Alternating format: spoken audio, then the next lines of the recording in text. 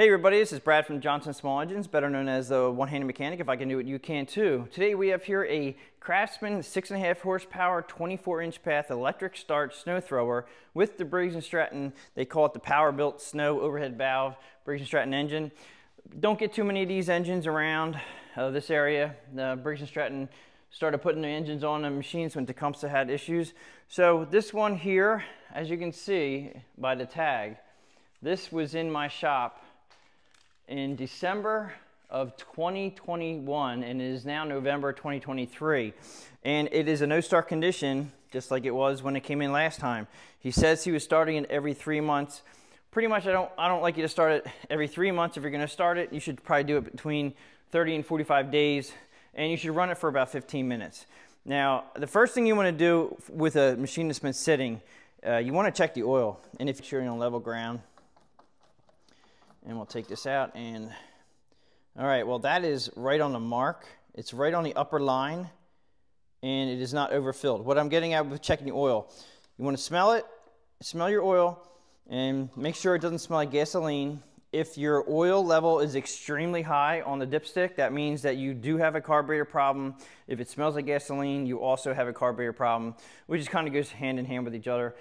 The fuel will go through the carburetor if you have a carburetor issue and right into the engine, which in turn will fill up the crankcase with fuel and oil, and then you have to drain it. Now this guy's okay, so I'm just gonna go ahead and we're gonna use the electric starter. Always make sure you check the gas, make sure you have gas in it. This one does, it's about half full, and I usually take a smell of it, just a smell, make sure it smells fresh, and it actually does, so hopefully he was putting in fresh gas when he was running it. I'm gonna plug in the electric starter. We're gonna go ahead and put the choke on here into the on position. We have this is a cutoff switch. You have to have this in or it will not work. And then we also have a on and off switch down here that you have to make sure it is on. Now this does not have a fuel shutoff on it, so that you don't have to worry about that. I'm gonna go ahead and prime it 1, 2, 3 times. We're gonna go ahead and push the electric starter, see if it runs. Okay, well it started and it stopped extremely fast. Now that's telling me while the choke is on, I'm gonna prime it, give it 6 or 7 primes, see if we can get this thing to go. All right. Does not wanna go. Just give it a little bit more. I definitely think we have a carburetor issue. Well, the good news is we have spark, it ran, all right? And we know it does run. I'm gonna try it with the choke off. Maybe it's flooded, but I doubt it. All right, at this point, we're gonna go ahead and drain the carburetor bowl and see what we have going on inside there. Okay, so your carburetor is under here.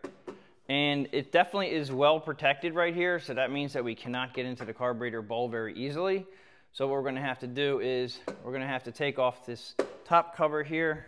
You have to pull this choke knob out, and I'm gonna use my clip tool here to just pop it up. This one actually was very loose. You just have to remember, when you take this off, you have to remember where it was sitting so you don't put it on backwards. And yeah, this one came up pretty easily. And then you have fasteners right here. These guys can be a pain sometimes. They can rust. I know a lot of you guys out there that are using your machines, these might be rusted, but you have to get them off, or you gotta do what you gotta do to get the cover off. It's not a very good place to put these fasteners right next to the muffler, because between the snow and the water, they'll rust right here. So I would definitely put some Never Seize on here, or anti-seize. Let's see here. Okay, so this will come up once you take that off. And if you can look down in here, you can see how clean this is. Now, this wire just popped off. This is a ground wire to our switch. It just popped off the switch in here, which we're gonna go ahead and, I just want to take a look at the fuel or the primer line right here, and it actually is in good condition. And then we're gonna take off the other clip for the ground, or this is the ground that will stop the engine from running to this switch here. That's important. And I'm just gonna leave this off to the side. Actually, you know what? It's gonna be easier just to take this off, the whole entire thing off. So I'm gonna take off the primer line on the carburetor, just so we can get this out of the way so we can see what we're doing a little bit easier. And it should just pop up, and there should be a metal tab on that carburetor, so it shouldn't hurt. And it's on there. This is really on there. And if you have to, you gotta cut it and just start over. And if you have enough line, sometimes you can actually snip the end of this off and then put it back on if you ruined the end of this. Okay, so there's a bolt here and a bolt here, and I'm pretty sure they are 5/16. This cover.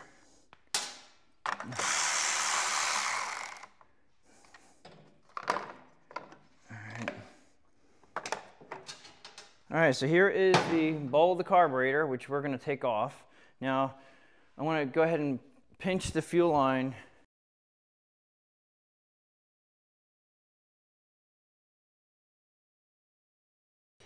Okay, so we're going to drop this. Now, if a lot of fuel comes out, that would be normal, because that would be full of fuel right there. That's your carburetor bowl.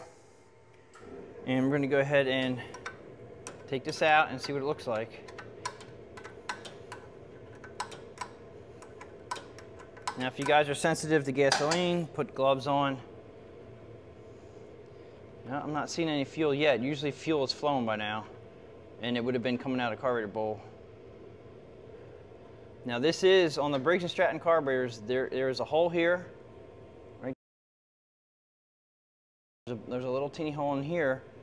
I physically can't see anything, but I usually put them underneath the magnifying glass to see what's inside there. It does actually look like there might be something in the bottom there, but we'll check that out in a bit. But as you can see, no fuel. So what I'm going to do is, before I take that bowl off, let me disconnect my... Okay, so I just disconnected my fuel shutoff right here, the manual one that I have, and guess what? No fuel's coming out. So here's probably what the problem is that inside here, the float may have stuck in the up position.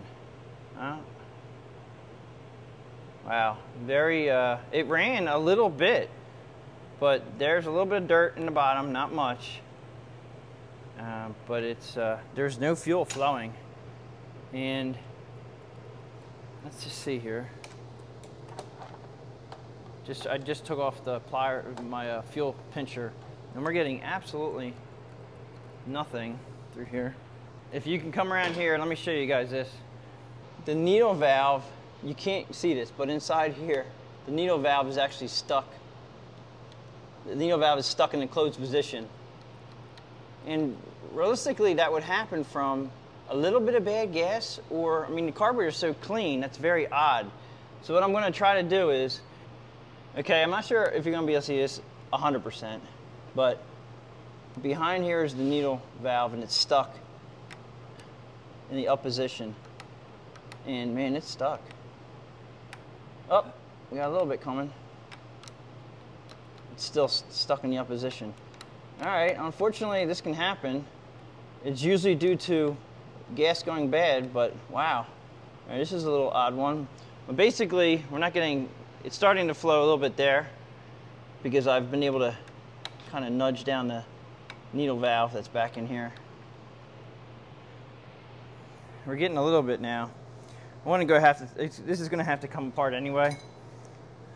I'm going to go ahead and shut off the flow of the fuel. And then we're going to take off the fuel line here.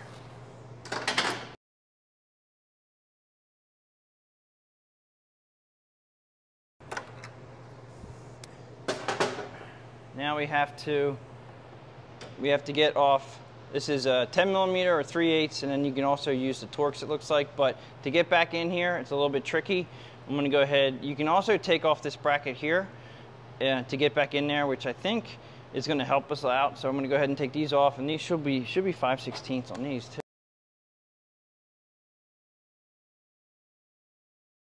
Okay, by taking this off right here and turning it this way, you can see even on my hand, it's kind of like a rust color right here. This is actually gasoline that has sat and actually has gone a little sour. It's actually turning bad right there. So that's a sign that the reason why this is not running properly is because the fuel went bad inside this carburetor, in turn was letting the needle valve not open up. He just wasn't running it enough, I think, and that's why it's so important to either, some people like to run them dry. I personally don't, because you can have problems with the float sticking when you run the carburetor dry. But if you use Aspen 4 fuel, and I'm going to go over that, that is a great product that will have, you'll have no issues with your machines anymore. And it would have probably been fine if he was using Aspen 4. He was just using regular unleaded 87 octane gas, and I don't know if he was using fuel stabilizer. That also worked. That also helps. Fuel stabilizer is definitely a must. I know a lot of you guys out there use the, that was a 10mm socket. I know you guys out there use seafoam and all that stuff, but right here I'm a 10mm shallow swivel 1/4 inch, and that helps me get in there. You can do it with a manual wrench and get them off. It just takes a lot longer. And I'm actually going to put the float bowl back on because I don't want to hurt what's up in there. Just to take this off, I'm just going to screw the threads in a little bit, and then we're going to get this off and take it to the bench. Now, before I take this all the way off, there is a spring. Okay, you have to take the spring and the governor rod off. Now, usually what you can do is you just pull out these bolts, and it's going to let the carburetor fall to the side here.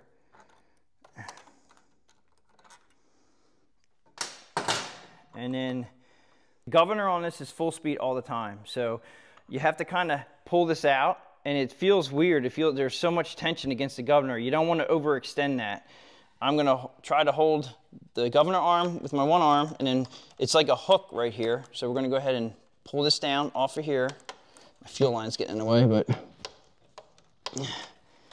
you kind of have to get it to where the carburetor is out. Okay, so that's what I did right there. So if you look here, if you look right here how it's hooked, okay, you're going to have to come up into the hook right here. And as you saw, the spring actually fell off. So what I normally do when I put these back on is I'll put the spring in the spring hole, get that on, carburetor up like that. Hopefully that spring will stay down in there like that. That's how you put it back on. Again, coming back off, I'm just holding it out, pulling down a little bit on it, and both of them came off at the same time. And then you have to, now spring tension, the tension is the governor arm itself spring. You'll feel that. Let's get over to the bench and take this apart and look at it. Okay, so I put that bowl on so I wouldn't mess up the, what I was getting at is the needle valve is down inside there. Let's go ahead and take this pin will just slide out. I can't even pull this out. It's stuck. Oh, there it is. It just broke loose. So what has happened is inside here, let me see if I can get a light in there. It has gummed up just maybe a tick. It doesn't even look that bad, but it was enough to make this needle valve stick in the down position, in the closed position. It was enough to make this stick in the closed position. So what we're going to do, it doesn't look that bad actually. I'm very surprised. Man, that was something. I don't know how that, I mean, the ridge, it's not even that, you can see a little teeny ridge. What I normally do is get underneath a magnifying glass and take a look at this. I usually try to really zoom in to see how that is, and it looks to be in good condition. So I'm going to go ahead and try to clean that out with a little teeny bit of carb cleaner, and then we're going to blow it out to clean it off 100%. So I'm going to go ahead and spray this in. Now this will also get rid of gum from the gas going bad. What has happened is the gas started going bad sitting right there, and it allowed the gas to form around this needle valve and then stick it to the seat, the brass seat inside here. Now let me go ahead, I'm going to go ahead and blow this off real quick. What I did was I took a Q-tip and I took some of the cotton off, and I'm going to go ahead and put it down in here and just swirl it around. And that will get any kind of crud that's in there. A little bit of carb cleaner, and it really wasn't dirty. I mean, that was really, it's not bad looking whatsoever. So we're going to go ahead and put this back together again. I'm going to clean out this bowl real quick here. I'm also going to clean out this. I'm going to clean this out here, and I'm going to clean this out here. I have a little piece of wire from a wire brush that I use, and I'm going to poke it in here and just roll it around a little bit if there's any debris in there. And then also on the back side here where there's the bigger hole, I'm just going to go ahead and blow some air through this, and we'll be right back. There is, just for you guys to know, there is a jet down inside there. And this is so clean, I'm not even going to bother. I know we're good. I did blow it out with the air, so if there was any little bit of stuff in there. Now, you have to put the float back in. Make sure we don't have, always shake your float, just to make sure there's no fuel in it. If there's fuel in the float, you need to replace it.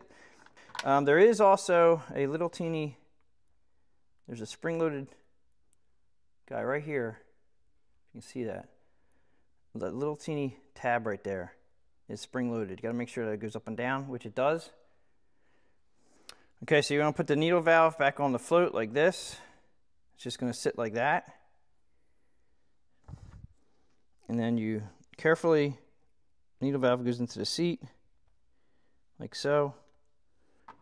The tab is sitting on the float, the metal part, and then you have to line up your pin and the holes for the float. And sometimes you have to pick the front end of the float up to get these things to line up, like that. And then this is an automatic leveling with that little push button spring in the needle valve. So this will automatically level itself, and everything is working as it should. The needle valve is moving up and down.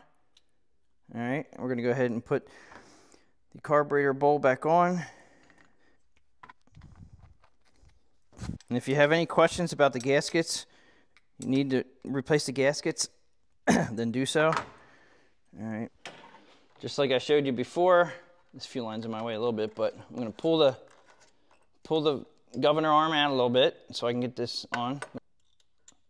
Spring on first, and then up until right there. I don't like the way my spring is not quite bent enough, so I bend the spring back up a little bit there. I'm going to go ahead and put it back on here.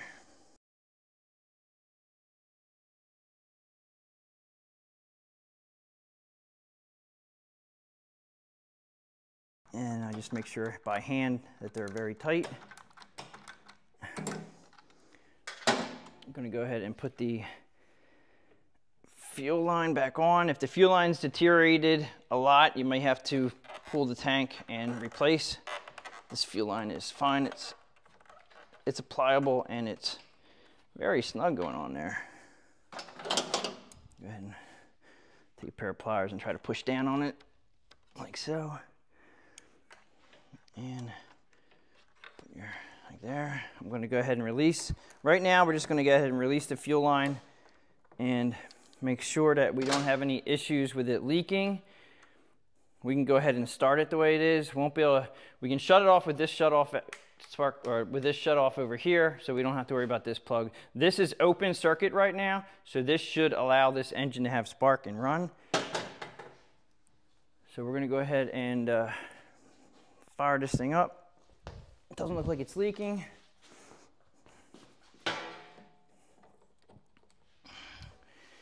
Switch is on. I'm going to go ahead and push the choke all the way over. Now we can't prime it. I mean, we could if we wanted to go ahead and put the, technically if you wanted to prime it, you can put your line back on it and prime it that way. I'm going to actually snip off a little bit of this end. I'm going to go ahead and snip off a little bit of this end, just not much, just a little bit because it got messed up when I took it off. And technically, I guess we could put this on here. Now, just so you know how a primer works, is that when you push the primer button, I'm going to open up the choke here so you can see down through the carburetor. So right here, you should see fuel flowing when you push the primer. So it should flow into the front of the carburetor. You see that right there? It's working as it should. All right, that's what it does. So it actually helps push fuel into the carburetor on cold condition, cold starts. Now that's dripping, just about dripping. So if you ever over primed your machine, it'll drip out the front of your carburetor onto the ground. You may think you have a carburetor leaking. It could be just over primed. I'm gonna go ahead and fire it up. We did prime it a lot, but I'm gonna leave the choke on here. Let's give it a shot.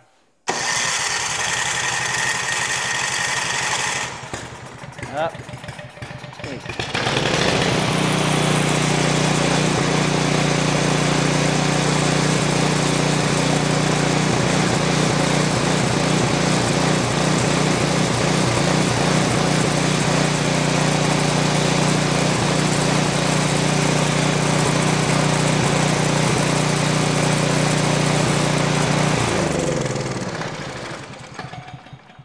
Okay, so at this point, it does run. It's not a real happy run, but it does run very well for what it came from. So the problem with that was bad fuel in the needle valve.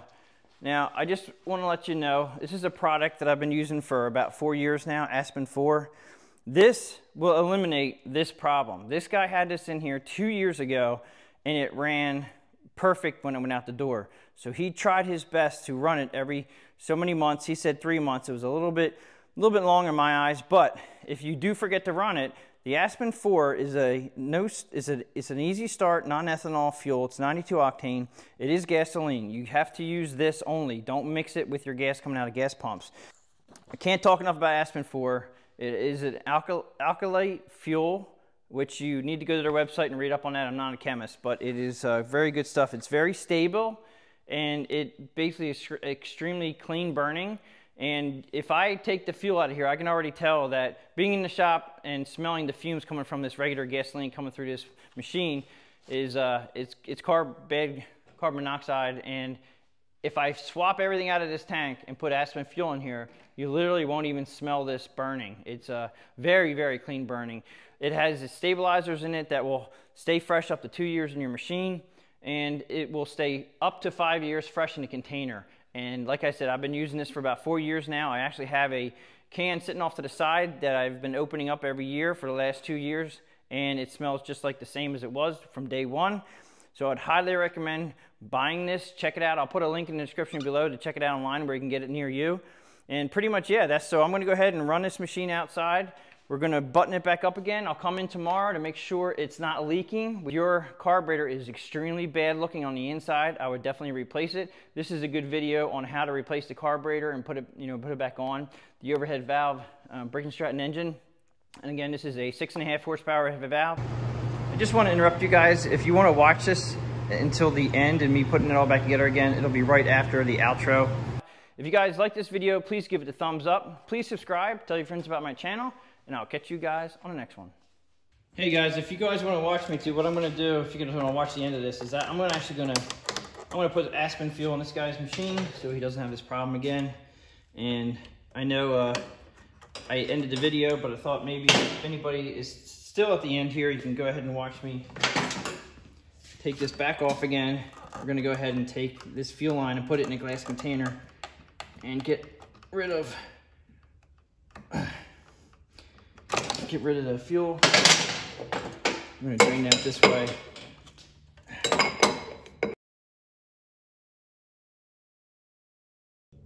And the one thing you have to do with the Aspen, or with the gasoline and using Aspen fuel, is you have to get every little bit that you can of regular gasoline out of here and then run the Aspen fuel.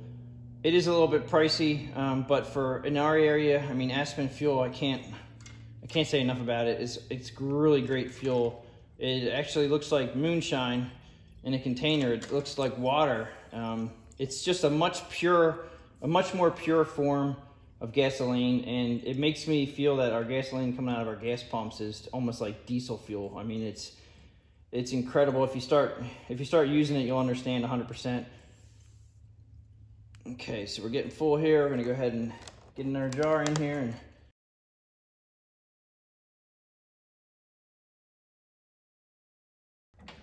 I always try to shake the machine and get the fuel, every last little bit of fuel I can out of the tank. Okay, so that's good. All the gas is out of the tank that I can get out of there. Shake it upside down a couple times. And I'm going to go ahead and put the clamp on here, and then when I put the Aspen fuel in, I'm going to let that flush it through just to make sure it's clean. Now you can see that this fuel here is like yellowish, and actually it's fairly good fuel. It's newer. I think that these would pour easily and not make a mess, but believe it or not, a little bit drips off the collar of the Aspen 4 bottle, so I put a rag here. You can use a funnel too. I'm filling a whole bottle inside here, and that got them about halfway full, maybe a little bit more than halfway. Using a clear container, And I'm going to flush some of this through just to get all the other stuff out of the fuel lines. All right, it's flowing really well. Looks really good. There's a little bit of yellow to that, but if you can see this, that is almost clear. All right, so there was a little bit of gasoline mixed in with that, but it's fine. I just got flushed out there. I'm not going to put it in the tank. We just want Aspen fuel in there.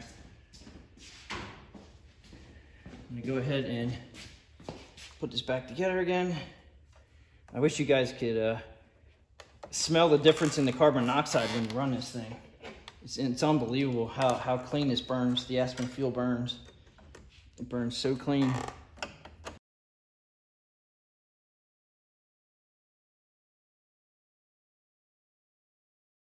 There's no need really for gaskets on this outside part because there is no air filter, and there's no air filter because there is no dust. There's no dust when it snows.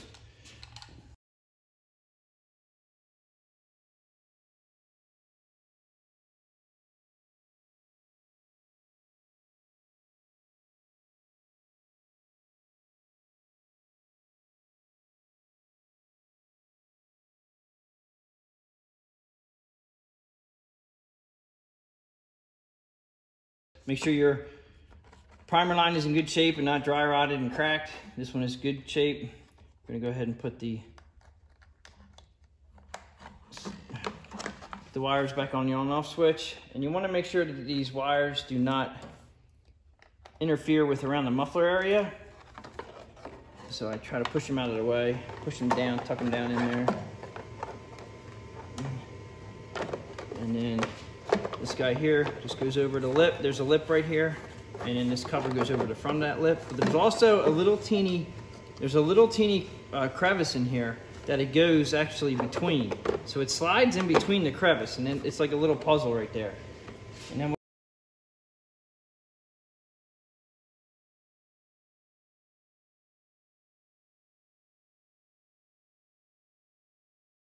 far as getting him back together, getting parts for these engines, the Briggs and Stratton engine, I'm going to show you that in a minute. Okay, just one note also is that this is a 6.5 horsepower Briggs and Stratton engine.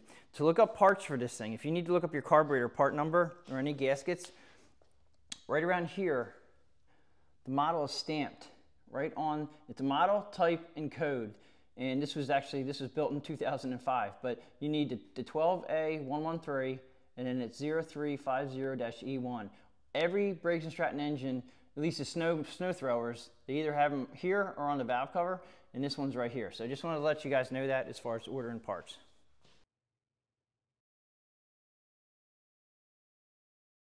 Had the carburetor in the run position, so when you put this rod down, you want to make sure it's in the run position. And you're going to go down over the shaft that's down in there. You'll feel it click in, and then you have on and off, and it kind of ratchets together. You'll hear it ratcheting down there. It's like the clicking but of plastic. All right, so one more shot.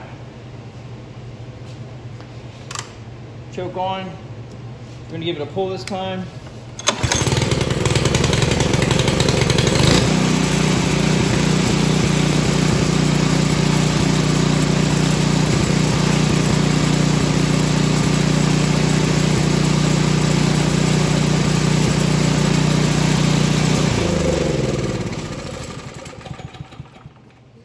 Okay, so I'm going to go ahead and take this outside. I'm going to run it, and I'm going to run it for at least a half an hour, and probably top it back off with the Aspen fuel. I just wanted to show you guys the rest of the put together on it, just in case you guys needed that. So yeah, appreciate you guys watching, and I'll catch you guys in the next one.